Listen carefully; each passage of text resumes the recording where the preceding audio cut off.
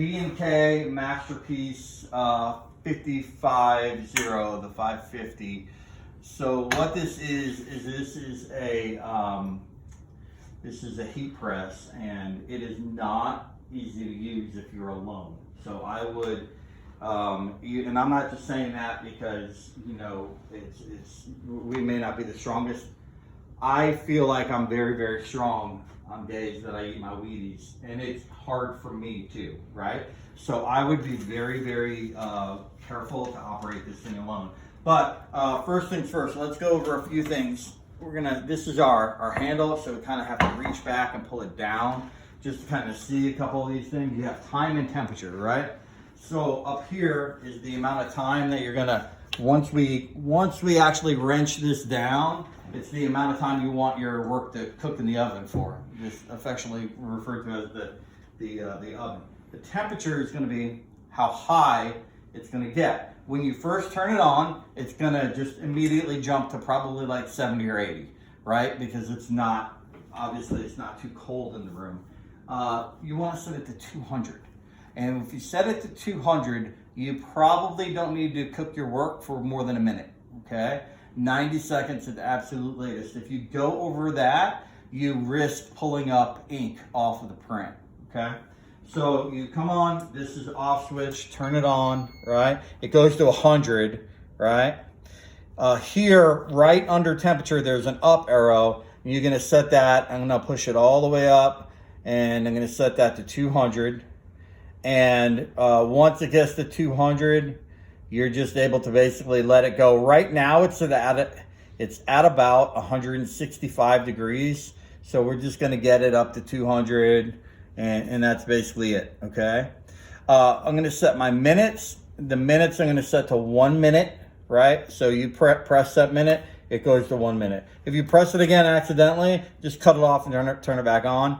Or come in here and, you know, you can't go down. When you press in the minutes, it's just gonna go up and then it'll eventually cycle through, or you can hit reset clear.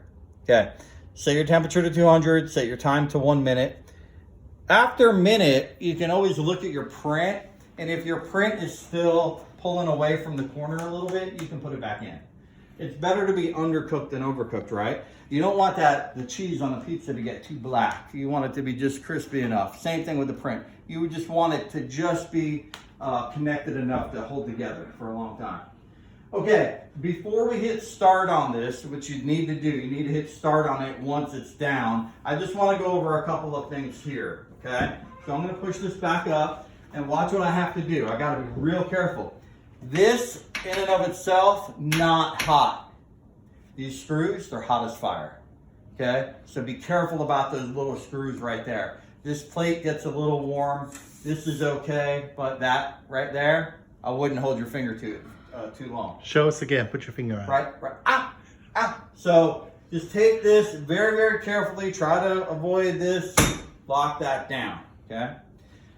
You got 2 sheets of what's called release paper in here.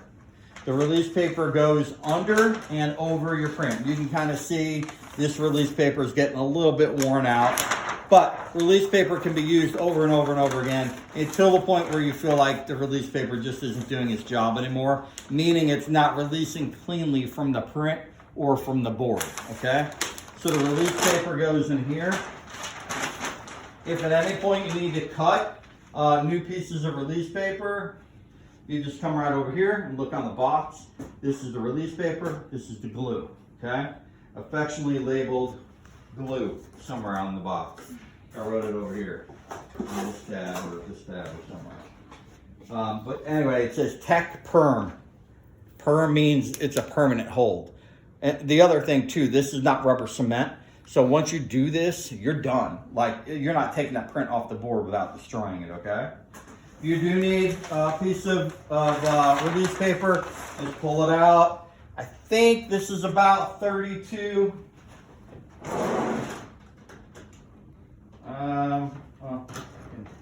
Piecemeal it this way. But I think this is about 32. See, that's 12.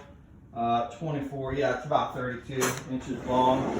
And, you know, basically you just pull it out, cut your release paper if you need it. Right now we really don't need it, so we don't really need to waste it. Next thing is how much glue paper do we need? So do you know how big this is? 13 by 19. Okay. So here's the glue paper here. So I'll pull this up. For some reason it's wedged in there a little bit tight. So we're just going to pull this up, out.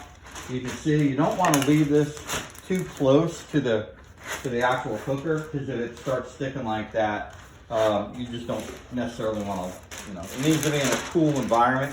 So keep it a little bit away from there so it doesn't get too, sticky. Just kind of get that out there, and then we'll cut it. First cut doesn't need to be anything special. It just needs to be enough so that you can trim it down. You want to have this part as clean as possible, but more importantly, you'll refine it down here. So we'll just quickly cut that. This can go back in here. And just do us a favor and clean up while you're going. Don't leave straps like that laying around, Lyrica, okay? Have our board here. We can actually take our print away, to be honest with you, and we can just take our paper, put it here, lay our board on top, and then we can just come in here and we can get an X-Acto.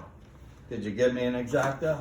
On the table over there. John? John, is John. the X-Acto. Thanks, John. There's not one back here or anything. He's got Some of these X-Actos have not the best blades, so just make sure that when you come, you have a nice sharp X-Acto that's ready to go. That one looks pretty clean. So again, we'll just hold the board firm. If you remember from Professor Noriega's classes, you want to make sure that you're cutting a certain way, and I cut into the board a little bit there, but it's not the end of the world. The paper is a little bit thick, but again, there's glue on both sides of it, so you can't really mess up the paper, okay? Which way do you want to cut? I like cutting to the right. How about you, Ed? I'm a right man. He likes cutting to the right too. So just kind of keep that all the way around, and press firmly, hold it secure, and just make some cuts, and it should peel right back for you. And if it doesn't, just take your time and cut it again. So here we'll go again.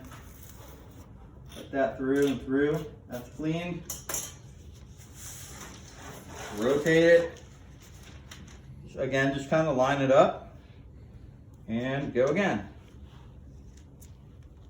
Top, side, hold it, and I'm cutting into the board a little bit there because of, wanting to make sure it's as tight as possible. You can actually have a little hanging off the edge. It's not the end of the world if you do, because when you go to trim it afterwards, you can trim. You'll be trimming some off anyways. So I'm just trying to keep it as clean as possible. Just kind of even up the corners. Get that on there nice and straight, and we'll go one more time.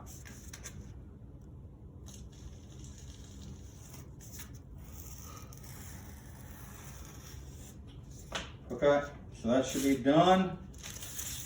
Pretty close. Okay, good.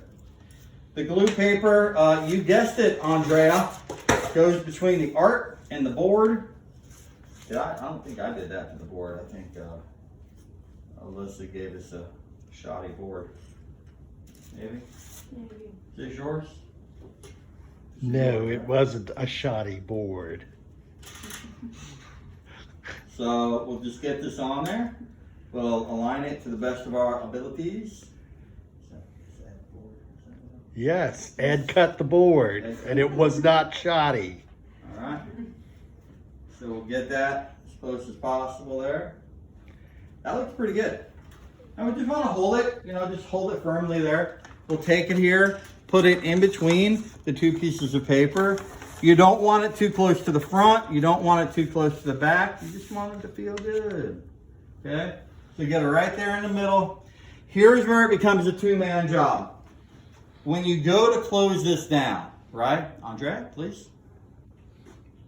What do you need me to do? Grab the handle back here, okay? Pull it very slowly, carefully. And now, as an example, what I want you to do is I want you to show us how you lock this in. Go ahead, lock it in. Well, you probably don't want to grab it from the corner. You probably want to grab it in the middle. Lock it in. Come on, lock it in. Lock it in. Lock it in. Got it? Okay, I don't need somebody. Yeah, there you go. It's not the easiest thing in the world to do. What's even harder to do than to lock it in is to actually open it up and not hurt your elbows, right? So when she goes to open it up, right? And by the way, once she clamps it down, she wants to hit the start button. And when she hits start, it actually starts doing a countdown. It goes now from, 1 minute down to 0 seconds, and then it'll beep. When she goes to lift this up, she needs to be very, very careful because it's spring loaded, right? This thing is back here, it's on a big spring. So when she goes, it's gonna pop open. And if she doesn't control it, it's gonna nail her in the elbow or in the arm. And it's not gonna feel good. Trust me, I've done it. It doesn't feel good, okay? You wanna get a close up of the exciting countdown here? Look at that, there's my finger. There it is right there. So that's counting down from 1 minute. At 200, a minute's probably fine. Again, once you look at the print on the board, it's a little bit of a, try it, see how it feels type of thing. And in about 20 seconds, it's gonna tell us, hey, your pizza's ready to come out of the oven. Don't burn it, right? And then if you need to put it back in, you can put it back in. It's not gonna shift.